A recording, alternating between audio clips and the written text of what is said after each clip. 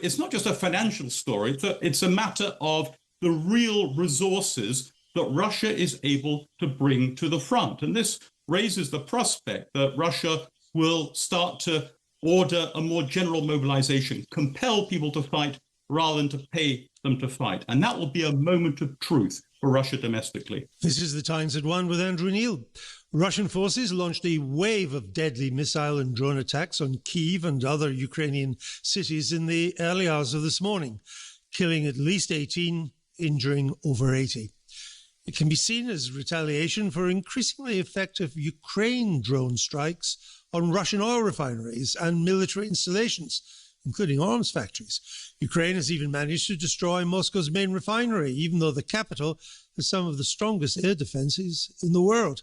Ukraine is also hitting refineries 1,200 miles away in Siberia. As a result, almost 30% of Russian refining capacity is down. Fuel shortages are growing across the land, even in Moscow.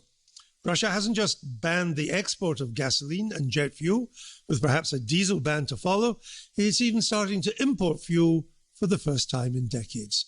Now, none of this means President Putin is about to buckle. The stalemate on the front line in Ukraine continues, and Mr. Putin shows no inclination to sue for peace. But it doesn't mean the war is now hitting the home front across Russia, with the economic cost of his 4-year-long military adventure growing by the week.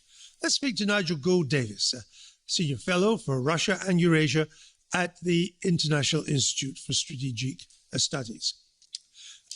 Is the war, let me start with this, is the war, in your view, now taking its toll on the Russian economy?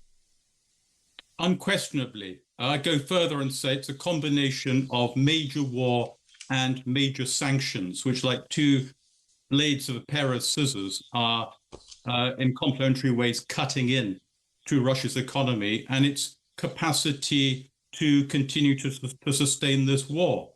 This, in turn, is compounded by the fact that the Kremlin is waging a major war, but has tried very hard to limit the impact of this on its own citizens. And in particular, this is the first major war Russia has ever fought, where for the most part, it has paid its citizens very well to become soldiers rather than compel them to do so.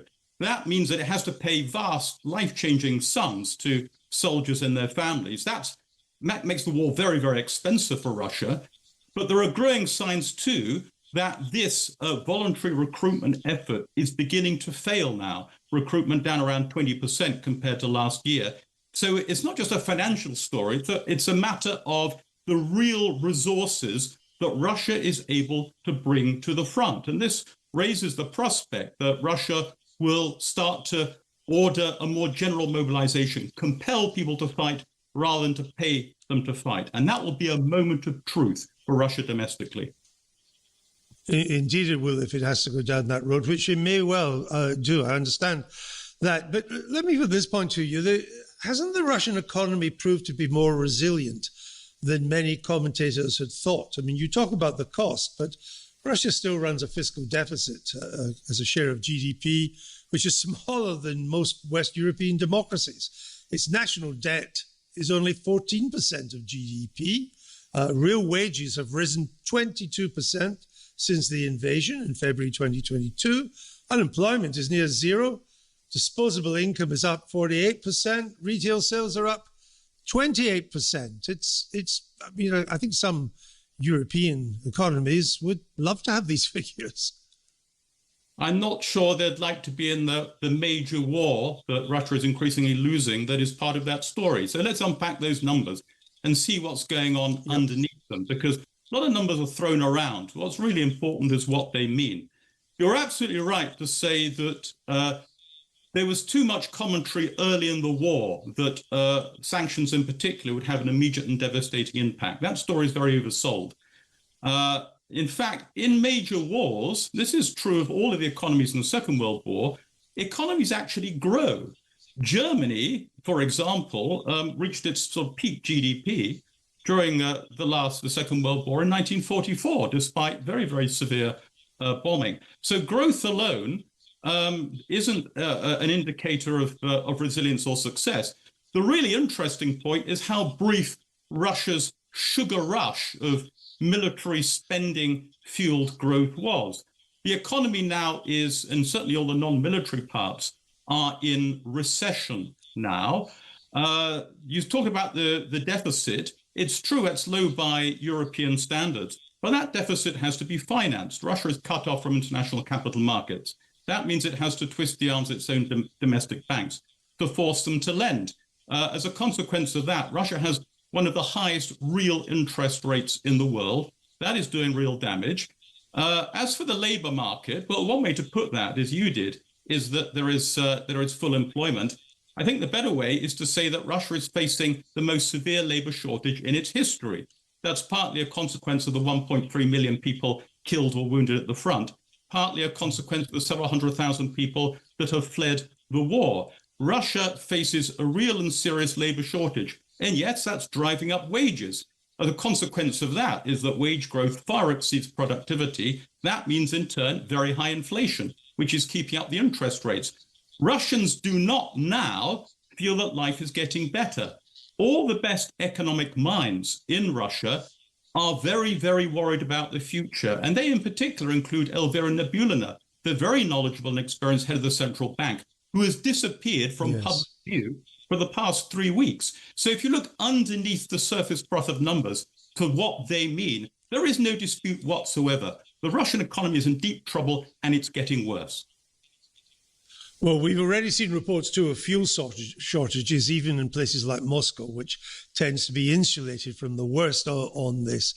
If things continue the way they are, Ukraine continues to raid the refining capacity and so on, what will be the next stages in this economic dislocation, these economic difficulties for Russia?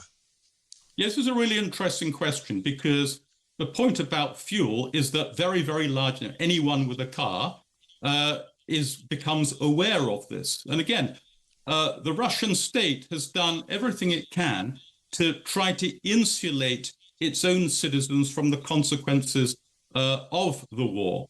And most Russians just want this war to leave them alone. I believe there are very few genuine enthusiasts of it. And this is bringing home the fact to large numbers of ordinary people that this war is having a serious and sustained impact on their daily life.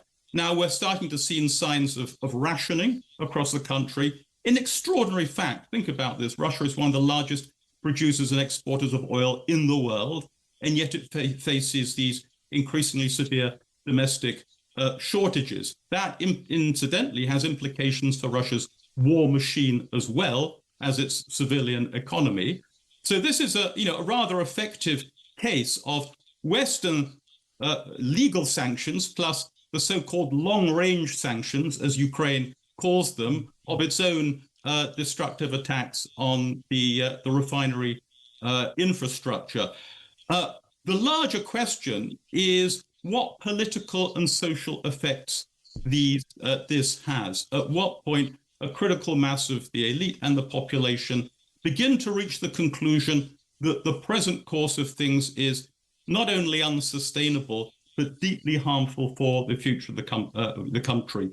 And the Kremlin, in no sense, conveys the impression of a regime that is relaxed and confident about its own future. No, I can understand that. And Ukraine is developing this growing arsenal of long-range drones and missiles. Do I take it from that it can continue to cause President Putin, if I can personalize it in this way, a lot more pain? Yes, there's no question. And Putin himself, who I think to some degree is, as it were, protected by his own system from knowing the truth, the full reality in the country. It's the classic authoritarian weakness that he is fed the things that the people around him think he wants to know. I'm not sure he's really in touch with the scale of what's going on.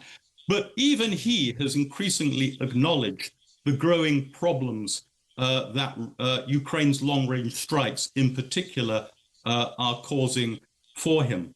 But again, I think the objective reality is out there is greater than he realizes. So again, if you look at this situation in the round, on the battlefield, on the front, in the areas of Ukraine occupied by Russia, in particular Crimea, and now in sovereign Russia proper, everything is going in the wrong direction.